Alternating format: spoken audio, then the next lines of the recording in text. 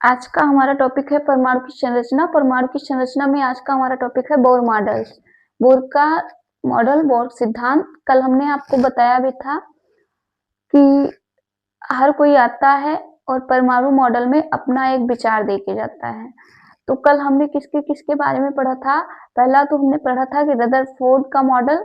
Rutherford के model को Maxwell के सिद्धांत में कुछ सुधार हुआ। रदरफोर्ड का मॉडल अस्थाई था, मैक्सवेल आए और उसको अस्थाई किए, उसको सुधार किए उसमें, और उन्होंने बताया कि उनका मॉडल अस्थाई है। अब बोर आते हैं और वो मैक्सवेल के मॉडल को सही बताते हैं कि गलत बताते हैं, अभी हम लोग पढ़ेंगे तब जानेंगे। बोर का मॉडल, तो अभी हमने आपको बताया कि जिंदगी में कभी भी किसी को बेकार मत समझना, क्योंकि बंद घड़ी पड़ी भी दिन भर में 2 बार समय सही बताती है। तो मैक्सवेल जो थे वो रदरफोर्ड को गलत बताया उन्होंने, लेकिन रदरफोर्ड गलत नहीं था, क्योंकि वो अपने काम को प्रदर्शित किया, लोगों तक पहुंचाया, जिसके कारण लोग और जानकारियां एकत्रित कर पाए। इसलिए बोर का जो मॉडल है, नील्स बोर जी जो हैं, उन्होंने किसी की कमी को नहीं बताया, ना ही मैक्सवेल की कमी को बताया और ना ही रदरफोर्ड की कमी को बताया। दूसरों में कमियां ढूंढना भी हमारी एक निंदा है। आप देखिए बोर का मॉडल, इस मॉडल को मान्यता प्राप्त है।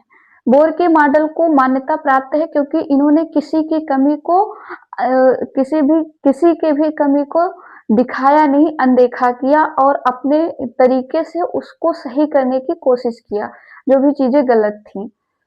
नील्स बोर ने दिया था इसे, इस मॉडल को नील्स बोर ने दिया था, जिसके कारण इसका नाम नील बोर पड़ा, बोर का मॉडल पड़ा। अगला, इसके अनुसार परमाणु के केंद्र में नाभिक होता है। आपने बताया, मैक्सवेल ने भी बताया था कि परमाणु का जो मध्य भाग होता है वो ठोस होता है और नाभिक उसी में होता है, जबकि इलेक्ट्रॉन बाहर वृत्तीय कक्षा में चक्कर लगाता है। आप देख रहे हैं ये इलेक्ट्रॉन है और वृत्तीय कक्षा में बाहर चक्कर लगा रहा है। इस बात को मैक्सवेल ने भी बताया, रदरफोर्ड ने भी बताया। रदरफोर्ड ने कुछ थोड़ी सी त्रुटियों के साथ बताया, मैक्सवेल ने उसको सुधारा और बोर ने उसको सिद्ध किया। इस तरीके से जब इलेक्ट्रॉन अपनी मूल कक्षा में चक्कर लगाता है तो वह ऊर्जा का उत्सर्जन नहीं करता है।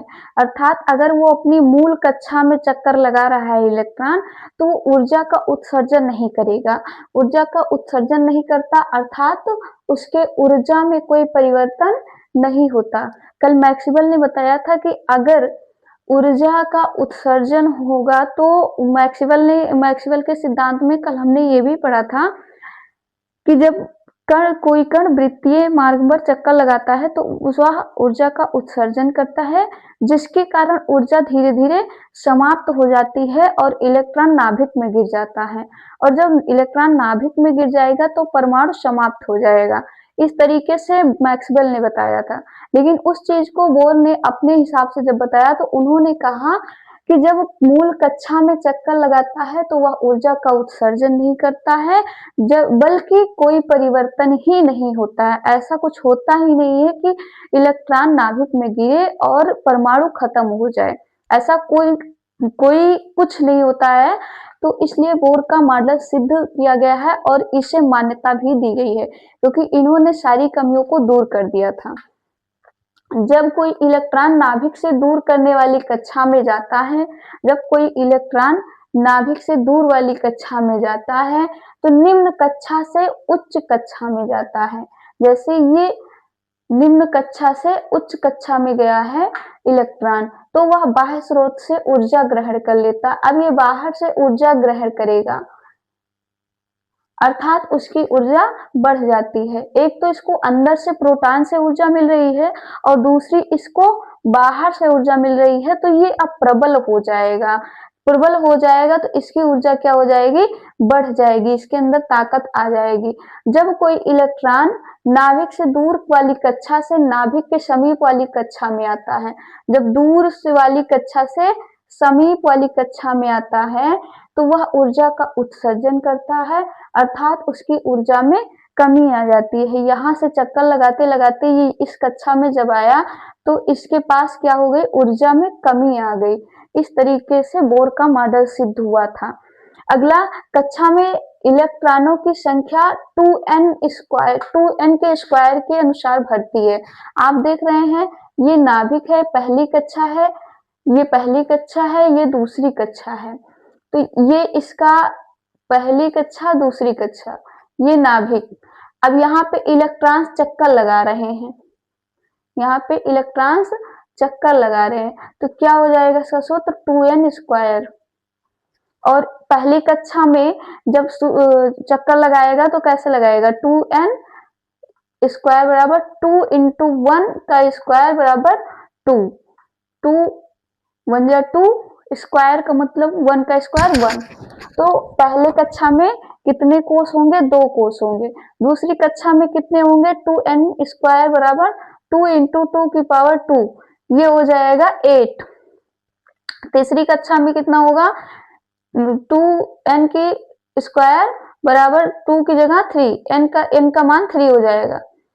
तो n का मान जब 3 हो जाएगा तो 3 3 जा 9, 9 2 जा 18।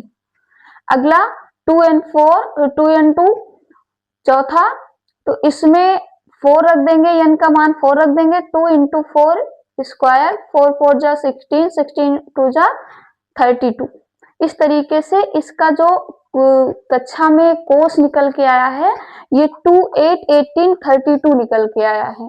KLMN ये इसकी कक्षा है, SPDF ये इसके कोस हैं। इस तरीके से ये बोर का मॉडल जो है सिद्ध किया गया है और इसी को प्रूव्ड किया गया और इसी को मान्यता दी गई कि परमाणु मॉडल में सबसे सही मॉडल बोर का मॉडल है। इस तरीके से हमारा परमाणु मॉडल का टॉपिक खत्म हुआ। हम लोग थोड़ी सी जानकारी लेंगे इलेक्ट्रॉन, प्रोटॉन और न्यूट्रॉन के बारे में। कहानी है, इलेक्ट्रॉन दादाजी हैं और प्रोटॉन पापा जी हैं और न्यूट्रॉन हम लोग हैं।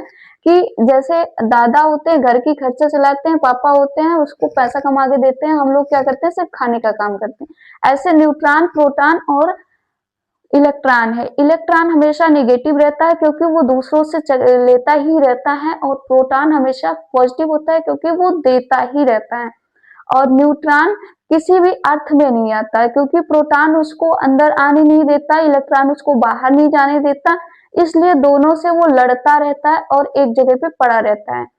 तो एक बार हम इसको लिखा भी देते हैं, आप लोग लिख लीजिएगा, इलेक्ट्रॉन, प्रोटॉन तथा न्यूट्रॉन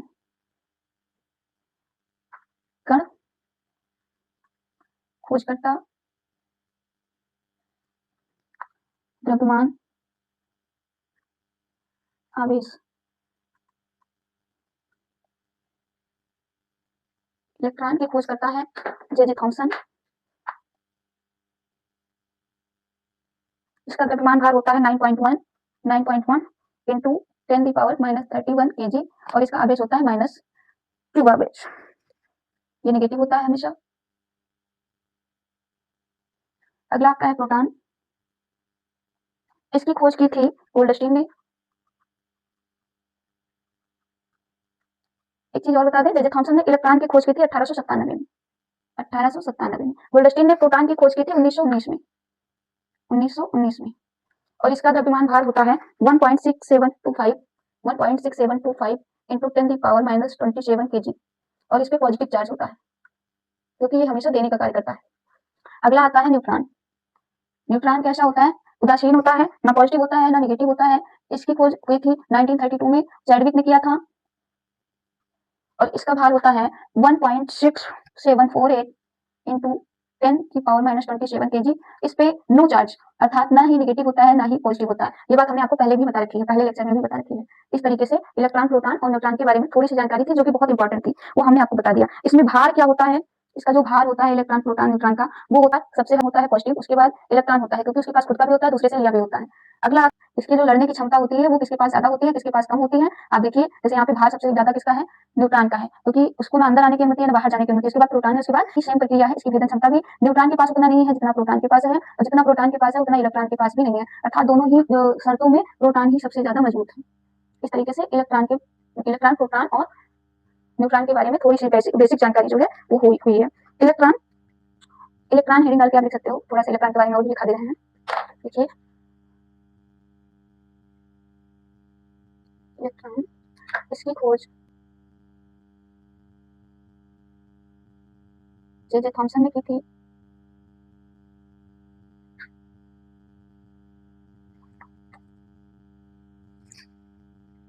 उन्नीस में की थी। इसे कैथोड किरण भी कहते हैं, इसे कैथोड किरण भी कहते हैं।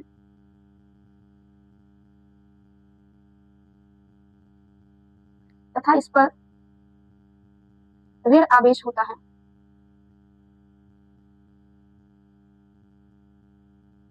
ये इलेक्ट्रॉन के बारे में हमने आपको थोड़ी सी जानकारी दे दी है। इसको जो है ई की पावर माइनस लगा के प्रदर्शित करते हैं।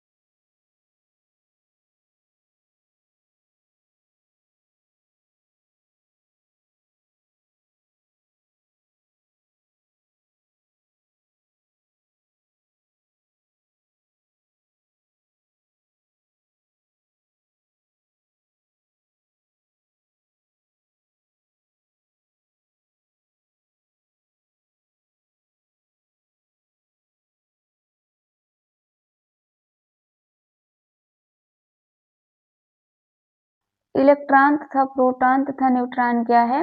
तो इलेक्ट्रॉन 1897 में जे थॉमसन ने इसका आविष्कार किया और इसका जो द्रव्यमान बाहर निकल के आया वो 9.1 इंटू 10 की पावर -31 kg और ये निगेटिव चार्ज इस पे आया।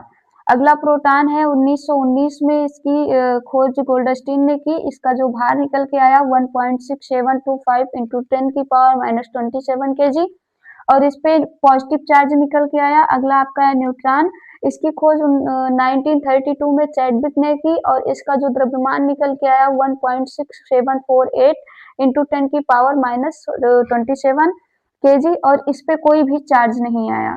इस तरीके से इलेक्ट्रॉन के बारे में आप थोड़ी सी जानकारी यहाँ से ले सकते हैं कि इसकी खोज जे थॉमसन ने 1897 में की थी। इसे कैथोड किरण भी कहते हैं तथा इस पर ऋण आवेश होता है, इस पर ऋण आवेश होता है, इलेक्ट्रॉन माइनस होता है, ये आपको पता है। इसको ई माइनस से प्रदर्शित करते हैं। निरपेक्ष द्रव्यमान क्या होता है, एब्सोल्यूट मास क्या होता है? तो आप देख लीजिए कि जब किसी कण का द्रव्यमान बिना किसी से तुलना किए निकाला जाता है तो उसे निरपेक्ष द्रव्यमान कहते हैं। निरपेक्ष द्रव्यमान जैसे हमने यहाँ पे इलेक्ट्रॉन का ले लिया तो इलेक्ट्रॉन का ये निरपेक्ष द्रव्यमान है। जो यहाँ से हमने जैसा था वैसे ही उठा लिया। अब इसका निरपेक्ष द्रव्यमान निकालने के लिए हम क्या करेंगे, एब्सोल्युटली मास, सापेक्षिक मास से इसका पूरा कराएंगे। तो सापेक्षिक मास जो होता है वो स्वयं का होता है 0.000054 एटॉमिक मास यूनिट बराबर होता है 0।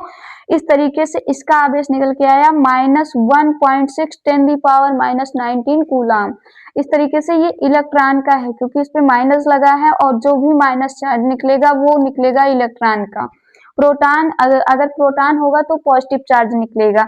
इस तरीके से एक पॉइंट ये भी है कि इलेक्ट्रॉन का द्रव्यमान हाइड्रोजन परमाणु के द्रव्यमान के 1/1837 या 1/1840 के भाग के बराबर होता है। अर्थात आपको एक दुहाई नहीं, एक दुगुना नहीं, तिगुना नहीं, चौगुना नहीं, सीधे 1/1837 या 1/1840 के भाग के बराबर होता है। इस तरीके से आज का जो हमारा लेक्चर है वो खत्म होता है। इंसानों की एक अकेला क्या कर सकता है, जरा देख उस सूरज को, अकेला ही चमकता है। इसी के साथ हम लोग अगले लेक्चर में पढ़ेंगे परमाणु द्रव्यमान इकाई, प्रोटॉन, न्यूट्रॉन, पॉजिट्रॉन, न्यूट्रिनो, पाई मेसन, परमाणु क्रमांक, परमाणु भार, परमाणु संख्या, इसके बारे में पढ़ेंगे। आज का टॉपिक यहीं पे खत्म।